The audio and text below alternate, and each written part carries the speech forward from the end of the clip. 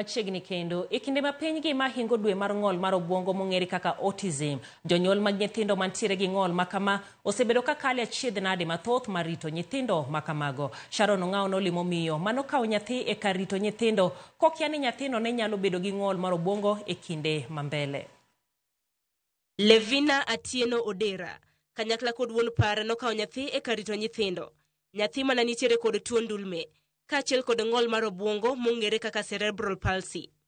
Kata kamano, ne ok ong'e ni nyathino e kinde mabiro ne nyalo bedo kod ng'ol mar autism. Musa no wite takataka.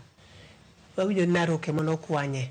To no ka mtoka mar mtoka mag polisi gi nen patrol to ne gibiro Nairobi. Koro kane gitere buruburu to ema gilungo no joche ilungo ga joma ging'e ni nitie nyathi moro mowit ka idwaro mondo ukaw. Emano end up odonjo Ntimi Children's Home.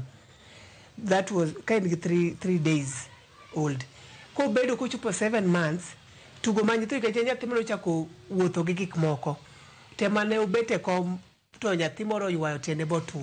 Pichni mana golo Children's Home. Man go mobeta beta maberbe kineno wuod ber sana. Naming mareja ng'ane mano name Onyango George no. Levina lero gi momiyo ne gikawo Musa kowuok e kar rito nyithindo kata bed ni ne ntiere gi ng'ol. Kech kana dhiga Children's Home kucha neno waka oweye thenge jomoko winjo maber biro rango nyithindo moko goto anyway mana kanyo. Emomiyo no amwa gi jaoda ma pinye ni nyathino nyalo kawo to no yie bong'isa ni kinyalo rite to onge shida. Kata bed ni ne ntiere gi nyithindo mamoko, Levina lero ni hera mar nyithindo ema ne ochwale mar kawo Musa mondo orite. Okang' manorwake gi anyuonde.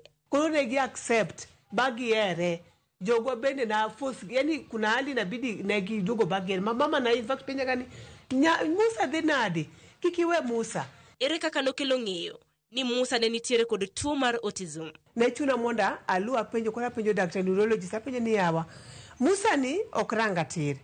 Musa samoro ywaka Musa ndiche mo doge mita gik mar skuma gi mago odwa miyo ni doge moko dwa. Temo ng'isa ni mano autism.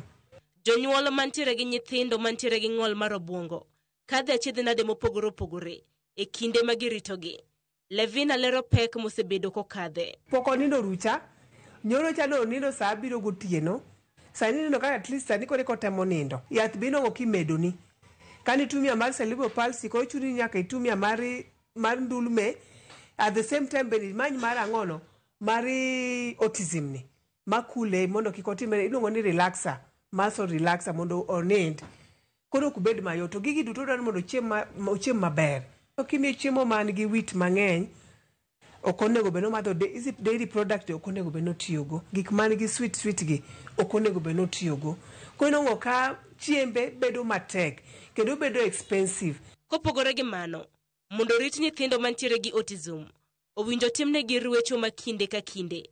Bende gintiere gi kombe gi wuoch makende makonyo gi e ngima mapile. Musa Therapy Cerebral Palsy of Kenya dono na chako kuno ka ilipisha 100 sani ichulo 500 per session. Chieng mitere therapy that day onego bed ni kin gi pesa matin to around 1000 mabedo matek kuom ng'ato kaka an. Ka tiende ni no otur tapo no affects nyaka lwete makoni.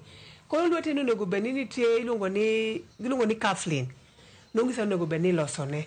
Mano be pok aloso nikech weche mag yuto. Woche gi mai na loso gi 9,000. Nitie tich matio bi Nyasaye nokonya bo aloso go. To woche ni nong'o ka oduong' gi ka irome to ka iduong'. Kono nitie ni mondo bed ni orwako go iye woche iluongo ni inner sole. Mago be pok amanyo. Magi duto dwaro mana ng'ono ma odwaro pesa to magi mar chung'. To ka sani koro komni okethre. To mondo anyiew kom ilani do karibu 4,000. 4,000 no idwa chiemo, idwa rango school fees ma nyithindo moko gi to kose idwa timo nade. Bedo ni en chi liel gi sani, Levina wacho ni osebedo koyudo akwede mag oganda manyiso ni odwoko Musa e kar rito nyithindo kaluwore gi ting' mapek ma entiere godo. Nakawe mondo nying Nyasaye chieng' motimre nade oyud duong' kata chandra nade manto awacho kata kaudu kata chandra kata nindo piny kata nindo chuodha bro nindo gi Musa ni. Ng'ama nyalo tero na Musa e school kikomia kata pesa no kata ken yath kikomia pesa oten na tato weche kata ken yath usani dhiadhi min Musa dhikao ka yath. Jonyuol mantiere gi nyithindo manigi ng'ol makamae kalu achiedh nade ka moko kuom gi bende pandogi. Kata kamano, Levina nigi paro makamane jonyuol. Piny ni kia. Samoro mong'ol mipandono ema nyalo miyo chieng' moyidh kata ndege. Ema miyo nyalo miyo nyathi nying Nyasaye bendo yudo duong'. Gima kinyi kia. Mama na kuita. Sharon Ong'ao, Ramogi TV. Erokamano ahinya Sharon Ong'ao kuom kelonwa sigana machalo koda mano. Komachielo ni jopuonje skul sekondar Mandigwa mawuok e kaunti ma Siaya